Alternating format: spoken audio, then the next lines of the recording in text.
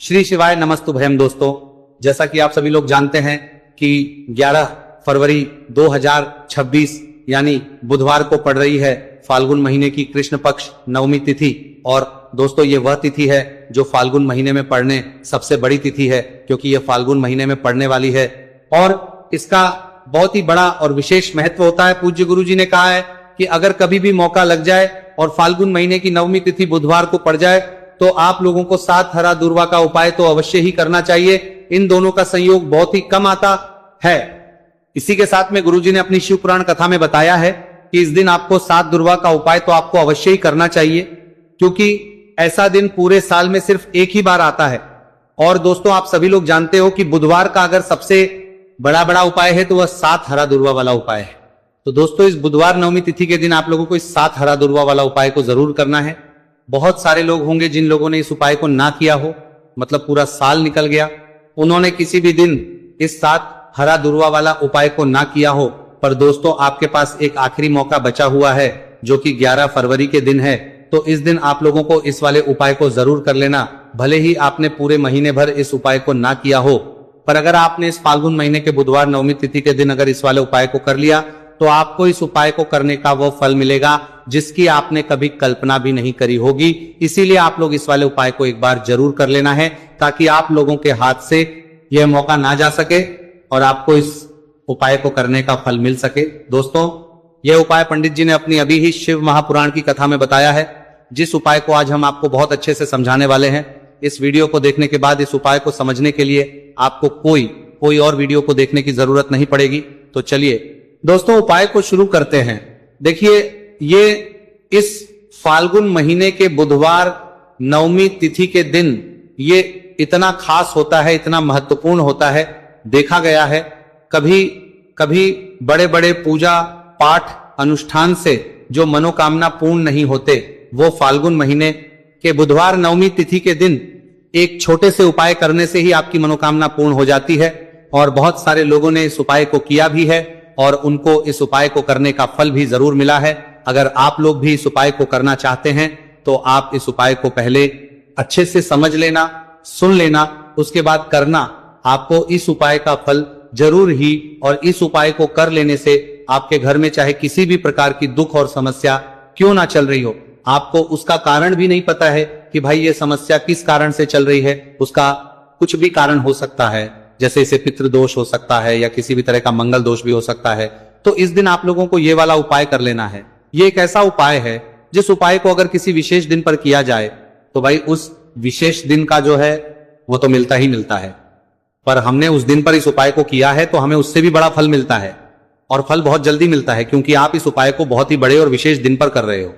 तो चलिए अब उपाय के बारे में बात करते हैं, लेकिन उससे पहले आप लोगों को यह जानना आवश्यक है कि आखिर यह उपाय किस समय करना है, किसको करना है और कैसे करना है।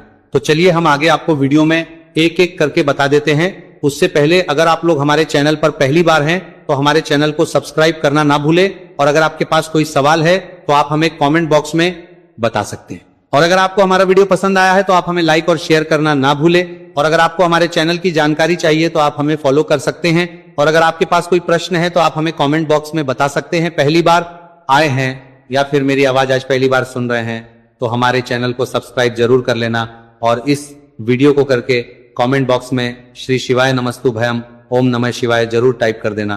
तो दोस्तों, इस 7 दुर्वा वाला उपाय को हमें इस बुधवार नवमी तिथि के दिन कैसे करना है, किसको करना है, किस समय करना है और कहां पर करना है, ये सारे सवालों के जवाब आपको इस वीडियो में मिल जाएंगे। और जो ये वीडियो देखेगा भाई, उसको 7 हरा दुर्वा वाला उपाय जरूर करना चाहिए, क्योंकि इस दिन 7 दुर्वा का भी बहुत ही बड़ा और विशेष महत्व होता है। और जब बात आ जाए हरा दुर्वा की तो ये सोने पर सुहागा वाली बात हो जाती है, और ये एक बहुत ही बड़ा उपाय हो जाता है इस बुधवार नवमी तिथि का। तो अब दोस्तों, इस 7 हरा दुर्वा वाला उपाय को आखिर करना किसको है, सबसे पहले हम लोग वो बात जान लेते हैं। तो देखो, घर की जो बड़ी माताएं बहनें होती हैं, उन माताओं बहनों में से कोई भी एक बड़ी माता बहन इस वाले उपाय को कर सकती है। और दोस्तों, अगर आप चाहें तो अपने घर में से सभी सदस्यों भी इस उपाय को करवा सकते हैं। अगर किसी व्यक्ति की खुद की कोई मनोकामना है, खुद की कोई दुख और परेशानी है, जो कि वो अपने लिए ही करना चाहता है इस वाले उपाय को, तो वो खुद अपने लिए भी कर सकता है। बाकी अगर कोई घर में से ऐसा है जो कि अपने पूरे घर परिवार की सुख और शांति के लिए ये वाला उपाय करना चाहता है, तो भाई वो भी करना सकता है, उसमें भी कोई दिक्कत वाली बात नहीं है। कहने का मतलब यह है कि इस उपाय को हर सदस्य भी कर सकता है और पूरे घर परिवार के सदस्य के लिए घर की बड़ी माताओं बहनों में से कोई एक माता बहन भी कर सकती है। माताएं बहनें अगर घर में उपस्थित ना हो या वह ये वाला उपाय ना कर पा रही हो, तो फिर घर का कोई बड़ा सदस्य भी इस 7 हरा दूर्वा वाला उपाय को कर सकता है, चाहे फिर वह पुरुष ही क्यों ना हो, उसमें कोई भी दिक्कत वाली बात नहीं है। अब दोस्तों जो अगला प्रश्न निकल कर आता है वह ये आता है इसको लेकर कि आखिर इस उपाय को हमें किस समय करना है, सुबह के समय करना है कि शाम के समय करना है। तो देखो इस वाले उपाय को आप लोग सुबह के समय भी कर सकते हो और शाम के समय प्रदोष काल में भी कर सकते हो। अब अगर आप पूछो कि भाई सबसे उत्तम समय कौन सा रहेगा इस 7 हरा दूर्वा वाला उपाय को करने का, तो हम आपसे बस यही कहेंगे कि इस उपाय को आप सुबह के समय करेंगे तो ज्यादा बेहतर होगा। बाकी अगर प्रदोष काल के समय भी करेंगे तो भी अच्छा होगा, उसमें कोई भी दिक्कत वाली बात नहीं है। तो अब दोस्तों जो अगली सबसे बड़ी और महत्वपूर्ण बात आती है वो ये आती है कि सुबह अगर हम उपाय को करेंगे तो हमें कितने बजे से लेकर कितने बजे तक के बीच में करना है, और शाम के समय प्रदोष काल में करेंगे तो हमें कितने बजे से लेकर कितने बजे के बीच में करना है। तो देखो सुबह जितनी जल्दी हो सके आप उपाय को करने की कोशिश करना। बाकी अगर कारणवश लेट भी हो जाओ, थोड़ी देर भी हो जाए, तो 10 या 11 बजे तक भी आप उपाय कर लेना, पर 12 बजे से ज्यादा देरी ना हो, ठीक है, इस बात का ध्यान रखना। उसके बाद में दोस्तों अगर शाम के समय प्रदोष काल की बात करें, प्रदोष काल का जो समय है होता है वो शाम के 6 बजे से शुरू हो जाता है। मतलब शाम के 6 बजे से लेकर शाम के 6 बजे से रात के 8 बजे के बीच का जो समय होता है, यह समय प्रदोष काल का समय होता है। तो इस उपाय को 7 या 8 बजे के बीच में भी कर सकते हो, मैं आप कभी भी इस वाले उपाय को कर सकते हो, उसमें कोई भी दिक्कत वाली बात नहीं है। तो फाल्गुन का महीना ही है जो आपको धन दौलत पुण्य दोनों ही देने वाला है। फाल्गुन के महीने में तुलसी का पूजन करके श्री हरि विष्णु से जुड़े हुए कुछ उपाय करके आप अपने जीवन की निर्धनता, धन से जुड़ी समस्याएं, कर्जे से जुड़ी समस्याओं को हमेशा के लिए दूर कर सकते हैं। यह वही महीना है जिस माह में भगवान विष्णु योग निद्रा से जागते हैं। भगवान विष्णु को तुलसी अति प्रिय है, इसलिए उनकी पूजा में भी विशेष रूप से हम तुलसी का उपयोग करते हैं। और बिना तुलसी दल के, बिना तुलसी मैया के श्री हरि विष्णु की पूजा और उनका भोग दोनों ही अधूरे होते हैं। इसीलिए फाल्गुन के महीने में ऐसा उपाय आपको बताने वाले हैं जिसे करने से श्री हरि विष्णु की असीम कृपा आपको मिलेगी और मां तुलसी से ऐसा आशीर्वाद मिलेगा, जीवन का हर दुख, हर कष्ट, गरीबी, निर्धनता, कर्जे से जुड़ी समस्याएं सब कुछ ही आपके जीवन से दूर हो जाएगा और सुख, समृद्धि, धन, वैभव, ऐश्वर्य सब कुछ आपको अपने जीवन में आसानी से मिलने लगेगा। तो चलिए बात कर लेते हैं कि कौन सा उपाय है, तुलसी के पौधे में कौन सी चीज आपको रखनी है और इस उपाय को किस समय करना है। देखिए सबसे पहले तो आपको बता दें कि अगर आपके घर में तुलसी का पौधा नहीं है तो फाल्गुन के महीने में एक तुलसी का पौधा अपने घर में लाकर जरूर लगाए, क्योंकि फाल्गुन के महीने में जो लोग अपने घर में तुलसी जी का पौधा लाकर लगाते हैं, मां तुलसी का पूजन करते हैं, कभी भी मां तुलसी उनके घर में निर्धनता नहीं रुकने देती है। हमेशा उनके घर में धन की वृद्धि होती है, धन की वर्षा होती है।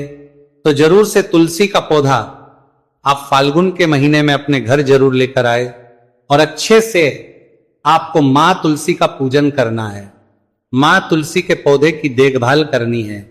और वो कौन चीज है जो आपको तुलसी के पौधे में फाल्गुन के महीने 11 फरवरी बुधवार नवमी तिथि में रखना है, और कैसे ये चीज रखते ही रातों रात आपके जीवन में चमत्कार होगा और आपके भाग्य का भी आपको साथ मिलेगा। तो देखिए इस वीडियो में जितने भी उपाय हम आपको बताएंगे सभी उपाय सरल है। देखो गुरुजी ने कहा है कि बुधवार के दिन आपको 7 हरा दूर्वा वाला उपाय तो अवश्य ही करना चाहिए। वीडियो के अंतिम में आपको उपाय बताया है, आपको करना है। देखो आगे बढ़ने से पहले वीडियो को एक लाइक जरूर करें। देखो सबसे पहला उपाय, यदि आपके जीवन में कर्जा बहुत अधिक है, आपके जीवन में संकट बहुत अधिक रहते हैं, आपके ऊपर बहुत अधिक विपदा आ रही है, बार बार आपको अपने व्यापार में और अपने धन में हानि, देखने को मिल रही है, यानी कि आपको प्रत्येक कार्य में हानि हो रही है, तो आपको यह उपाय करना चाहिए। इस उपाय को करने के लिए आपको दो चीजों की आवश्यकता होगी। सबसे पहले है, आप जानते हो, जो कि भगवान गणेश जी को समर्पित होती है, तो आपको वह हरा दुर्वा की आवश्यकता होगी, साथ ही में 1 लोटा जल की आवश्यकता होगी। और आप जब भी उपाय को करें, जिस दिन भी आपको करें, तो आपको प्रातः कल सुबह ही सुबह वह करना है। इस बात का विशेष रूप से आपको ध्यान रखना है, ठीक है। तो आपको एक हरा दुर्वा लेनी है। अगर आधा हरा दुर्वा भी मिल जाती है तो भी कोई दिक्कत नहीं है, बस आपको हरा दुर्वा है। अगर ज्यादा ना मिले तो उस स्थान पर एक हरा दुर्वा भी ले सकते हैं। हरा दुर्वा आपको आसानी से कहानी पर भी मिल जाएगी, बस याद रखिएगा, शुद्ध दुर्वा, और मतलब उसे शुद्ध करके ही उपयोग में लीजिएगा, है ना। तो आपको करना क्या है, एक हरा दुर्वा या एक से ज्यादा भी हरा दुर्वा आप लोग ले सकते हैं। तो एक हरा दुर्वा अपनी ले लीजिए, एक हरा दुर्वा के साथ में आप 1 लोटा जल ले लीजिए, और इन दोनों ही चीजों को लेकर शिवाजी के मंदिर पहुंच जाइए। जी के मंदिर पहुंचकर सबसे पहले आप शिवाजी के पास में बैठ जाइए। शिवाजी के पास में बैठने के बाद जो शिवाजी की शिवलिंग होगी, शिवलिंग के ऊपर सबसे पहले आपको यह दुर्भाग्य को समर्पित करना है। दुर्भाग्य को कुछ इस प्रकार से समर्पित करना है कि जो दुर्वा की दांडी का मुख होगा वह जलधारी की तरफ हो, जहां से जल नीचे करता है ना। और जो हरा दुर्वा का मिला हुआ भाग होगा वो अपने आप शिवाजी के पीछे की तरफ हो जाएगा, ठीक है। तो इस प्रकार से ये हरा दुर्वा का ये दुर्वा आपको भगवान शिवाजी का शिवलिंग के ऊपर समर्पित करनी है। और जो 1 लोटा जल आप अपने साथ लेकर आए हैं, इसी दूर के ऊपर भगवान शिव जी के शिवलिंग के ऊपर एक धारा से आपको समर्पित कर देना है, ठीक है। अब यहां पर देखने बात यह है कि यह उपाय इस व्यक्ति को करना है जिस व्यक्ति की नौकरी नहीं लग रही हो, जो व्यक्ति परीक्षा में पास होना चाहता हो, तो इस व्यक्ति को अपने हाथों से इस उपाय करना है, तभी उपाय कम करेगा, ठीक है। उपाय को करने के बाद आपको 3 महीने उपाय आपको कब तक करना है, जब तक कि आपकी नौकरी ना जाए। जब तक आप इस उपाय को नियम के साथ करो, आपकी नौकरी जरूर लगेगी। अब बात करते हैं दूसरे उपाय के बारे में। तो देखिए, दूसरे उपाय जो है, देखिए इस उपाय के लिए आपको मात्र 1 लौंग का जोड़ा लेना है, यानी कि 2 फूल वाली लौंग लेनी है। साथ में आपको मात्र थोड़ा सा शहद लेना होगा, और इसी के साथ में आपको तांबे के पात्र अंदर शुद्ध जल लेना होगा। अब देखिए, इन सभी सामग्रियों को लेकर के आपको भगवान शिव के मंदिर में पहुंच जाना है। देखिए, ये उपाय आप सुबह से लेकर शाम तक कर सकते हैं। तो वह सबसे पहले तो आपके पास जो 2 फूल वाली लौंग है, उन्हें आपको शहद के अंदर अच्छे से डुबो है, यानी कि दोनों लौंग पर आपको अच्छे से शहद का लेपन कर देना है। अब आपको जो आपके पास एक लोटा जल है, सबसे पहले तो उसे शिवलिंग पर धीरे धीरे समर्पित करना है, और श्री शिवाय नमस्तु भयम इसका जाप करते हुए समर्पित कर देना है। अब आपके पास जो 2 फूल वाली लौंग है शहद से, उसे आपको शिवलिंग पर अर्पित करना है, और आपको प्रार्थना करनी है कि जीवन में जो रोग की स्थिति है वह समाप्त हो, जीवन के जो संकट और समस्याएं हैं वह सभी समाप्त हो, जीवन से जो कर्ज की समस्या है वह समाप्त हो। इस प्रकार से प्रार्थना करते हुए ये जो 2 फूल वाली लौंग ही शहद संयुक्त इस आपको शिवलिंग पर अर्पित कर देनी है। आपकी जो भी समस्या होगी इस बुधवार के दिन अवश्य ही समाप्त हो जाएगी। तो इस प्रकार से आपको पहला उपाय करना है। अब हम बात कर लेते हैं दूसरे उपाय के बारे में। देखिए, ये उपाय आपके लिए सर्वश्रेष्ठ होने वाला है। देखिए, इस उपाय के लिए आपको चाहिए होंगे 5 हरा मूंग के दाने, और मूंग के दाने कहीं से भी खंडित नहीं होने चाहिए, इस बात का ध्यान रखिए। और इसी के साथ में आपको एक तांबे के पात्र के अंदर अपने घर से शुद्ध जल 1 लोटा जल ले लेना है। अब दोस्तों, इन सभी सामग्रियों को लेकर के आपको सीधे पहुंच जाना है भगवान शिव के मंदिर में। देखिए, इस उपाय को भी आप सुबह भी कर सकते हैं और शाम के समय में भी कर सकते हैं। देखिए, भगवान शिव के मंदिर में पहुंचने के बाद आपके पास जो 5 हरे मूंग हैं, उनमें से पहला जो हरा मूंग है, आपको शिवलिंग के सामने जो नंदी महाराज होते हैं और उनका जो पैर उठा हुआ होता है, वहां पर आपको पहला हरा मूंग समर्पित करते हैं, और आपको श्री शिवाय नमस्तु भयम इसका जाप कर लेना है। फिर आपको दूसरा हरा मूंग लेना है, और शिवलिंग पर जो श्री गणेश जी वाला स्थान होता है, वहां पर आपको ये दूसरा हरा मूंग समर्पित कर देना है, यानी कि शिवलिंग के सीधे तरफ आपको ये दूसरा हरा मूंग समर्पित करना है। और फिर आपको ओम गण गणपते नमः या फिर ओम श्री गणेशाय नमः इसका जाप कर लेना है। तीसरा हरा मूंग का दाना आपको भगवान शिव की सबसे प्रिय पुत्री माता अशोक सुंदरी वाले स्थान पर समर्पित करना। शिवलिंग की जो जलाधारी होती है, जहां से जल बह करके आता है, उसी जलाधारी के बीच में जो कहीं कहीं उठी हुई लाइन होती है सांप की आकृति के रूप में, वहीं पर आपको तीसरा हरा मूंग समर्पित करना है और फिर आपको ओम नमः शिवाय इसका जाप कर लेना है।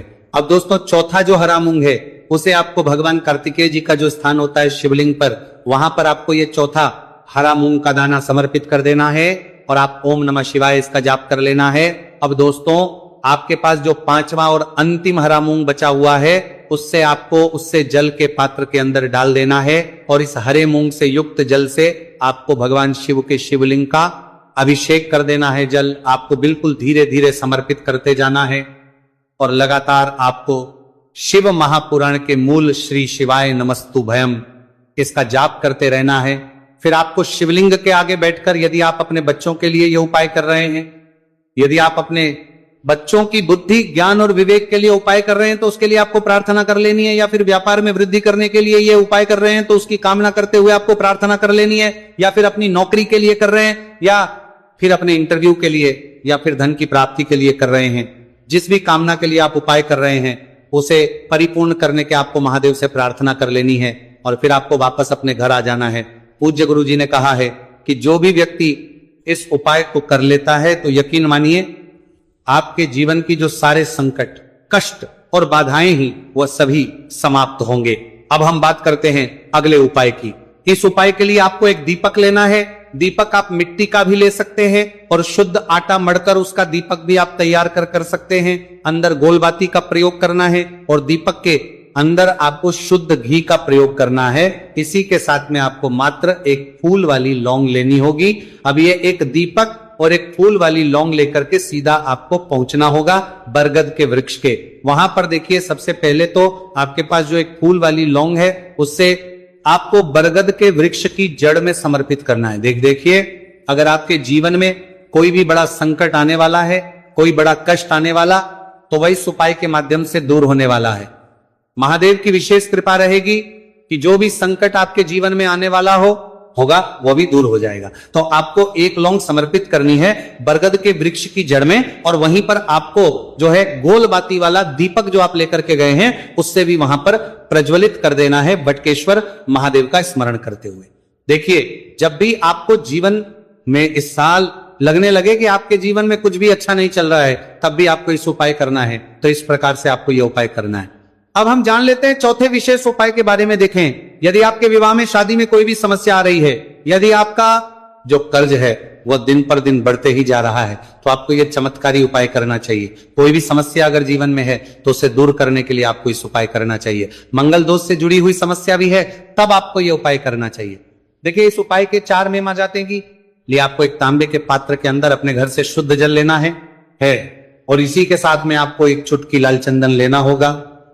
अब आपको क्या करना है कि जो लाल चंदन आपने लिया है उसे आपको उससे जल के पात्र के अंदर डाल देना है और ये जल जो है आपको लाल चंदन से युक्त तैयार कर लेना है और ये लाल चंदन से युक्त जल आपको भगवान शिव के मंदिर में लेकर के पहुंचना है।